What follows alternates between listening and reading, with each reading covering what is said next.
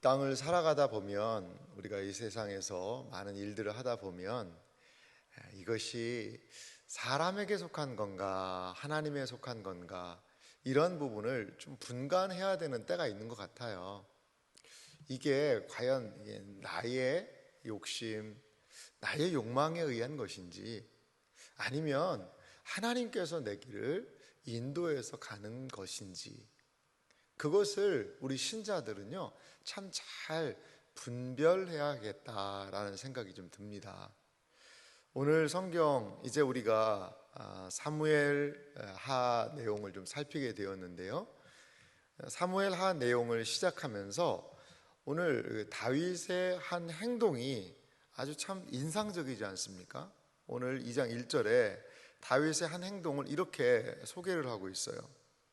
그 후에 다윗이 여호와께 여쭈어 아뢰되 내가 유다 한 성읍으로 올라가리이까?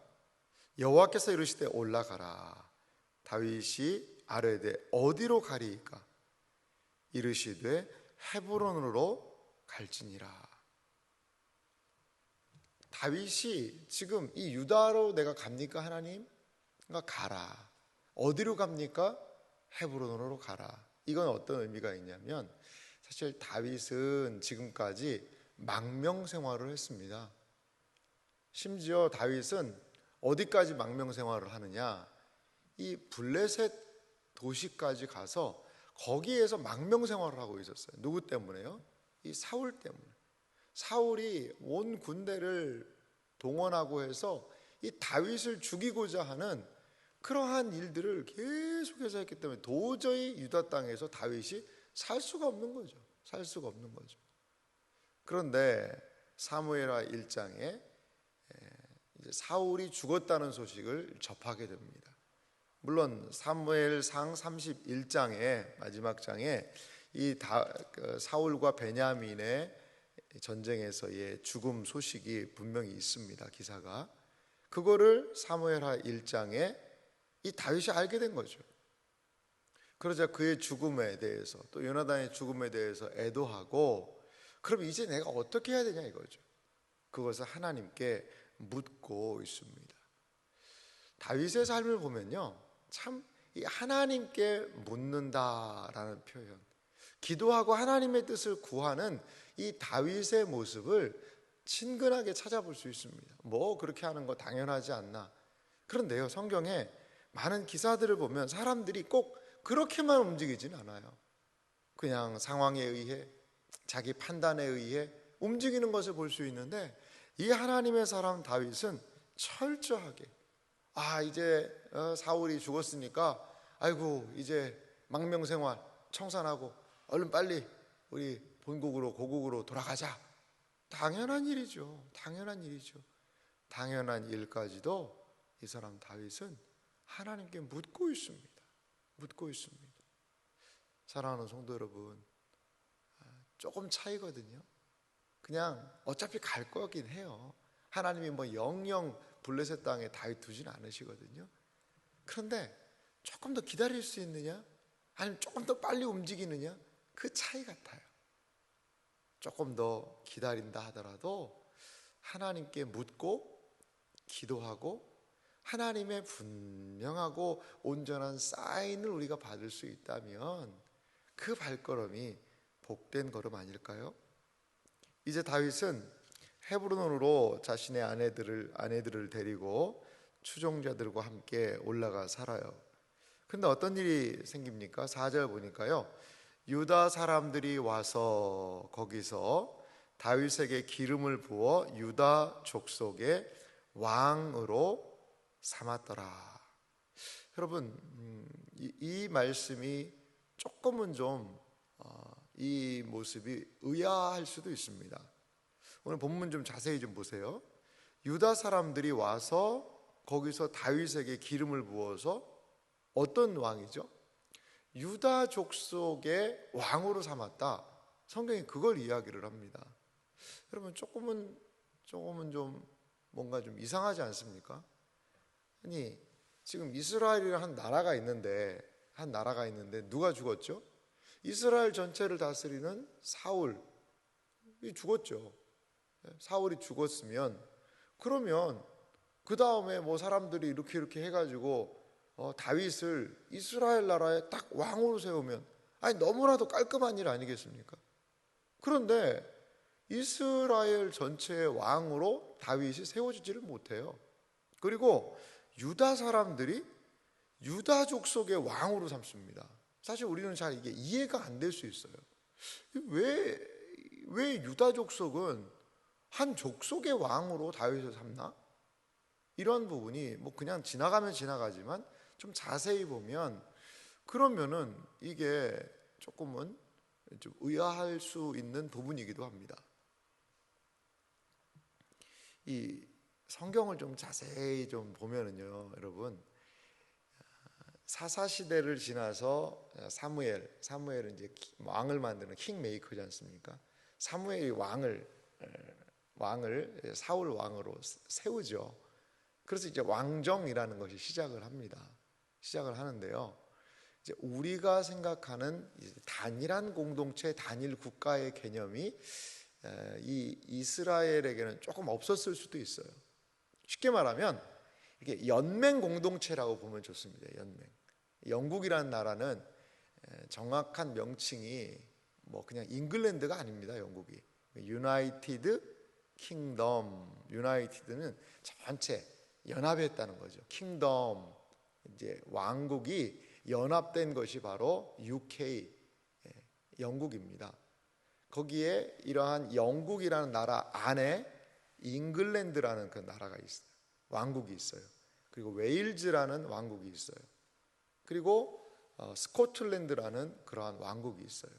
그리고 아일랜드라는 그런 왕국이 있습니다. 그러니까 네 개의 왕국이 모여서 유나이티드, 연합체를 이룬 게 바로 그 영국이라는 그런 나라입니다.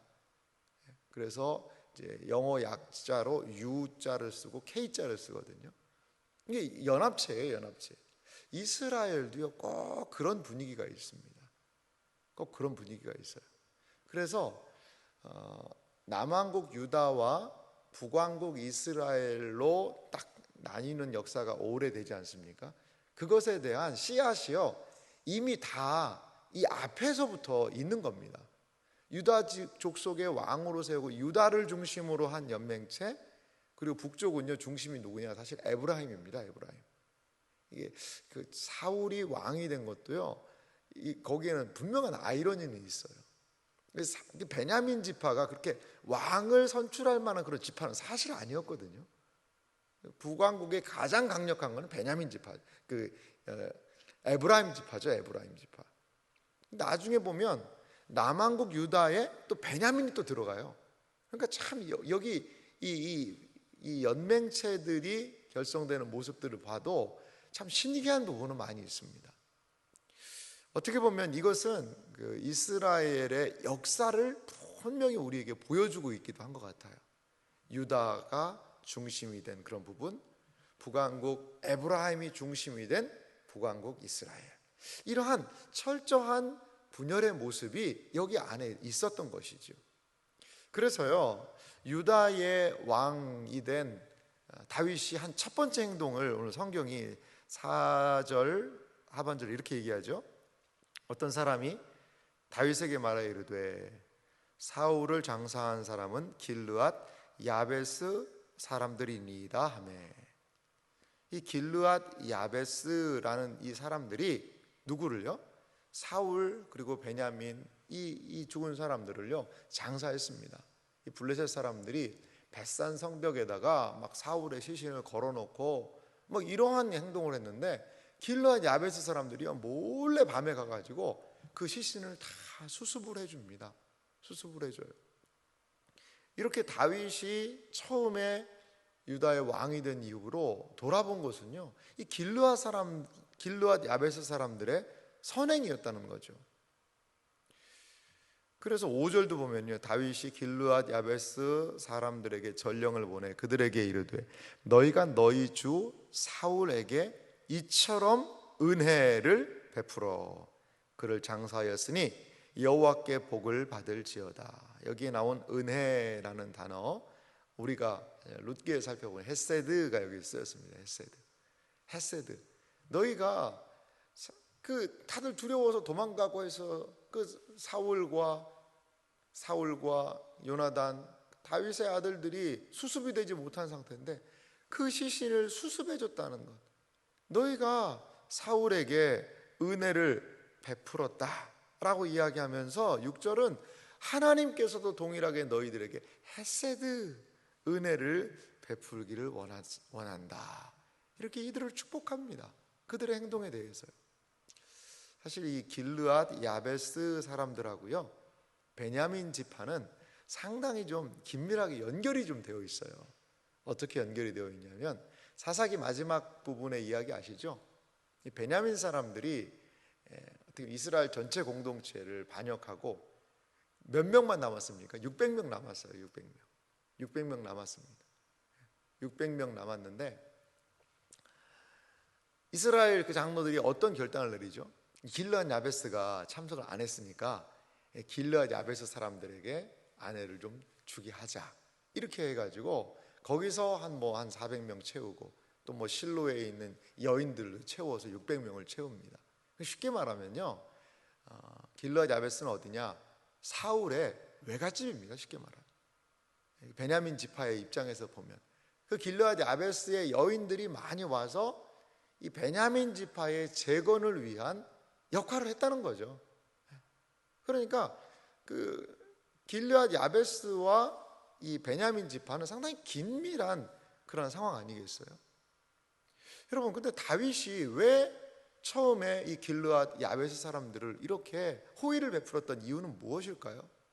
물론 베냐민 지파 사람들 여러 가지 부분이 있지만 다윗이 이 사울과 요나단을 참 기억하면서 이들에게 호의를 베푼 사람들에게 또 호의를 베푸는 그런 부분도 있어요. 하지만 이것을 가만히 좀 생각해 보십시오.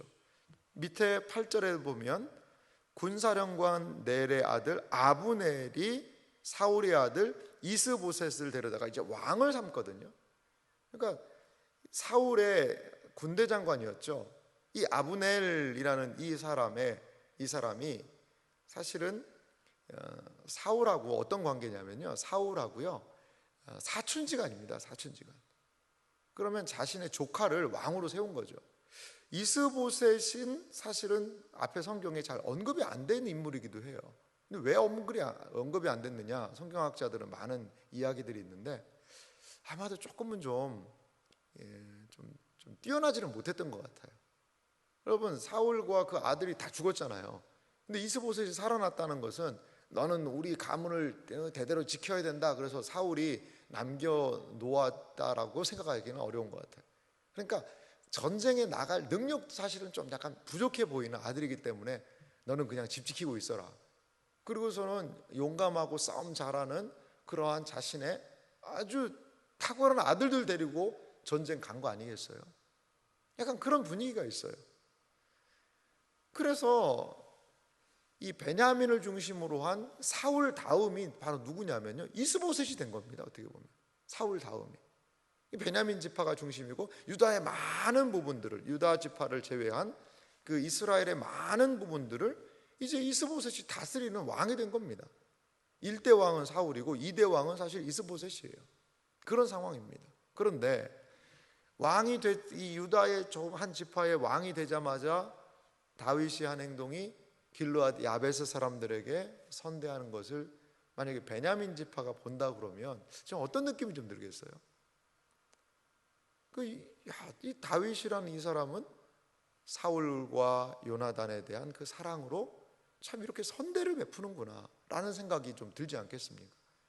그리고 길르앗 야베스 같은 경우도 이제 다윗이 이렇게 좀 호의를 베푸는 이유는 사실은 이게 베냐민 쪽과 연결이 많이 되어 있으니까 뭐 이스보셋 쪽이라고 생각할 수도 있지 않겠습니까? 하지만 이제 다윗은 이스라엘 전체의 왕이 될 거에 대한 아마도 하나님이 주신 큰 그림이 있었던 것 같아요. 그러니까 그들에게 관대한 모습을 좀 베풀고 있는, 그들에게 이스라엘 전체에 하나님의 헤세드를 보이고 있는 그러한 모습을 오늘 성경이 좀 우리에게 보여주고 있는 것 같습니다. 그래서 유다에서 왕이 된 기간을 7년 반이다라고 오늘 성경이 기록을 하고 있는 것이죠. 이스보셋을 왕으로 삼은 아브넬. 사실 아브넬은요, 이스보셋은 쉽게 말하면 허수아비에 불과합니다. 자기가 뒤에서 모든 것들을 다 결정하고, 앞으로 살펴보겠습니다만 이스라엘, 이 이스라엘이란 이 나라를 내가 당신 다윗에게 주겠습니다 라는 이야기까지 할 정도로, 참 어떻게 보면 다윗 시대에는 제2인자였고 지금은 거의 1인자 역할을 하는 그러한 사람이 바로 아브넬이었다는 거죠. 다윗의 모습을 보면 하나님께 묻고 하나님에 의해서 사람들을 감동해서 세우는 역할을 하는 그 유다의 지파의 모습이 보여요. 또한 사울을 이어서 왕권을 유지하고 있는 이 이스라엘 전체의 모습을 보면 이스보셋이라는 사울의 아들의 정통성은 분명히 있지만 한 사람 아브넬에 의해서 그 사람의 뜻대로 움직이고 있는 이스라엘, 이 나라를 오늘 성경은 우리에게 소개를 하고 있습니다. 객관적으로 보면요, 이건 게임이 안 되는 겁니다. 어떻게 한 지파가 나머지 11지파를 상대할 수가 있겠어요? 이것은 게임이 안 되는 이야기예요. 하지만 한 지파의 지도자로 다윗이 세워졌지만 전체를 바라보고 전체를 품을 수 있는 그러한 모습을 오늘 성경이 보여주고 있다는 거죠. 다윗을 보면요, 조급해하지 않아요. 어떻게 이제 사울이 다스렸던 그 나라를 내가 빨리 차지하고 해야 되는데 그렇게 조급해하지 않습니다. 7년 6개월이 걸렸어요. 어떻게 해요? 그 이스라엘의 장로들이 다윗에게 나와서 당신이 우리를 또 다스려 주시오 라고 말하기까지요, 여러분 7년 6개월이 걸렸다는 거죠. 7년 6개월 짧은 시간은 아니잖아요. 그렇게 다윗은 뭐 한 겁니까? 인내하고 기다릴 수 있는 거죠. 왜? 무엇 때문에? 하나님이 다윗을 세우셨기 때문에. 하나님이 세우셨기 때문에 인내할 수 있는 거예요. 인내할 수 있는 거예요. 이스라엘의 왕이라는 자리는 그냥 사울 하나 제거하고 그 자리에 내가 올라가겠다라고 해서 갈 수 있는 자리가 아니더라는 거죠. 하나님의 때를 기다려야 하고, 그리고 그 이스라엘 공동체의 전체의 왕으로서의 그들을 품을 수 있는 그러한 마음, 넉넉함까지도 필요한 것이 진정한 이스라엘의 왕의 조건이라는 거죠. 사랑하는 성도 여러분, 하나님의 뜻을 기다리기 위해서는 조급함을 조금 내려놔야 될 때가 있거든요. 하나님의 뜻대로 움직이기 위해서는 나의 모습을 조금만 내려놓고 하나님 뜻을 기다려야 될 때가 있어요. 7년 6개월 길다면 긴 시간이지요. 하지만 그것으로 인해서 하나님이 하시게 되는 약 33년, 40년간 통치하지 않습니까? 그 기간이 있잖아요. 다윗은 묵묵히 하나님이 세우셨음을 기억하고 기다리고, 그리고 또한 사람들을 품고 아마도 기도하는 사람이었습니다. 우리에게 주어진 삶에서 하나님의 뜻을 기다리고 하나님께 묻고 그 하나님을 의지하는 그러한 은혜가 모두에게 있으시기를 주님의 이름으로 축원합니다.